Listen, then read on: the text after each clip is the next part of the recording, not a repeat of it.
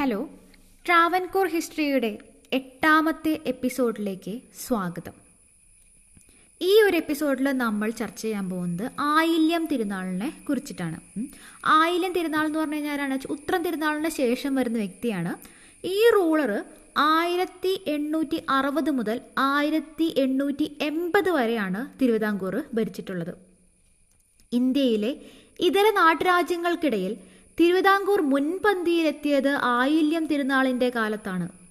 രാജ്യത്തെ പുരോഗമനാത്മകമായ ഭരണത്തിൻ്റെ അംഗീകാരമായി വിക്ടോറിയ മഹാറാണി ആയില്യം തിരുനാളിന് മഹാരാജ എന്ന ബിരുദം സമ്മാനിച്ചു.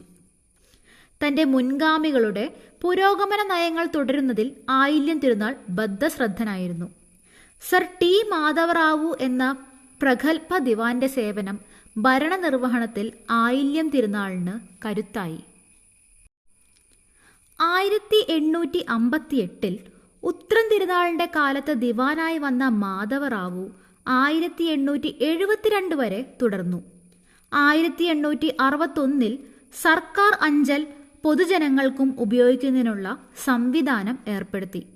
പോസ്റ്റ് ഓഫീസ് സംവിധാനം വരുന്നത് ഉത്രം തിരുനാളിൻ്റെ കാലത്താണെങ്കിലും ഈ സർക്കാരിൻ്റെ ഈ അഞ്ചൽ പൊതുജനങ്ങൾക്ക് ഉപയോഗിക്കാനായിട്ട് സമ്മതിച്ചത്, അതിനുള്ളത് കൊടുത്തത് നമ്മളുടെ ആയില്യം തിരുനാളിൻ്റെ കാലത്താണ്.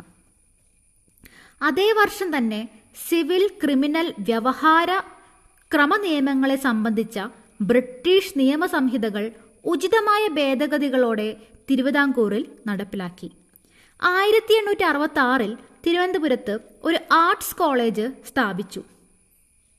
രാജ്യത്തിൻ്റെ വിവിധ ഭാഗങ്ങളിൽ അനേകം ഇംഗ്ലീഷ് സ്കൂളുകളും മലയാളം സ്കൂളുകളും തമിഴ് സ്കൂളുകളും തുറന്നു. തിരഞ്ഞെടുത്ത കേന്ദ്രങ്ങളിൽ ആശുപത്രികൾ സ്ഥാപിച്ചു.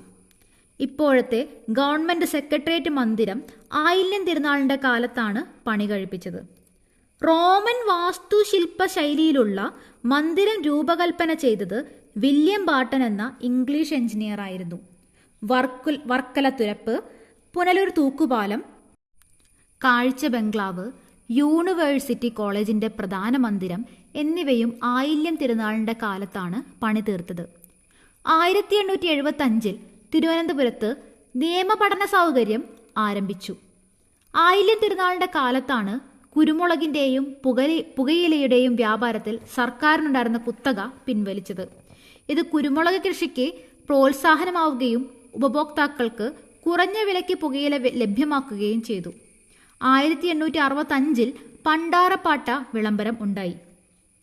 ഇതുവഴി സർക്കാർ വക പാട്ട വസ്തുക്കളുടെ മേൽ കുടിയാന് അവകാശം സ്ഥിരപ്പെടുത്തി കൊടുത്തു.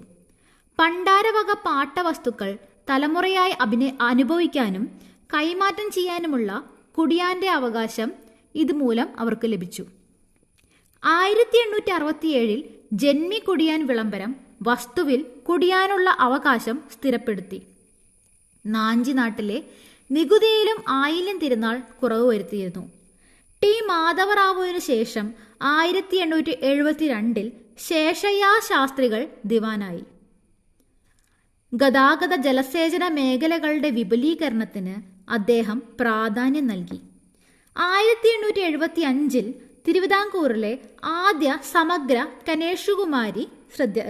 കനേഷുമാരി നടപ്പിലാക്കി. കനേഷുമാരി എന്ന് പറഞ്ഞു കഴിഞ്ഞാൽ സെൻസസ് ആണ് കേട്ടോ. 1877 നാണുപിള്ള ദിവാനായി. അദ്ദേഹവും ജലസേചന പദ്ധതികൾക്കും പൊതുമരാമത്ത് പണികൾക്കും പ്രാധാന്യം നൽകാൻ പ്രത്യേകം ശ്രദ്ധിച്ചു. സർക്കാരിൻ്റെ വരവ് ചെലവ് കണക്കാക്കാനുള്ള ഒരു പുതിയ സമ്പ്രദായം അദ്ദേഹം ആവിഷ്കരിച്ചു. തലസ്ഥാന നഗരത്തിൻ്റെ ശുചീകരണ പ്രവർത്തനങ്ങൾക്ക് പ്രത്യേകം ചട്ടങ്ങളുണ്ടാക്കി. സർക്കാർ ജീവനക്കാർക്ക് ഗോവസൂരി പ്രയോഗം ഏർപ്പെടുത്തി. അതായത് സർക്കാർ ജീവനക്കാർക്ക് വാക്സിനേഷൻ നടപ്പിലാക്കി എന്നേ അർത്ഥമുള്ളൂ കേട്ടോ. അപ്പോൾ ഇത്രയൊക്കെയാണ് നമുക്ക് ആയില്യം തിരുനാളിനെ പറ്റി പഠിക്കാനുള്ളത്. അടുത്തൊരു എപ്പിസോഡിൽ നമുക്ക് വിശാഖം തിരുനാളിനെ പറ്റി പഠിക്കാം.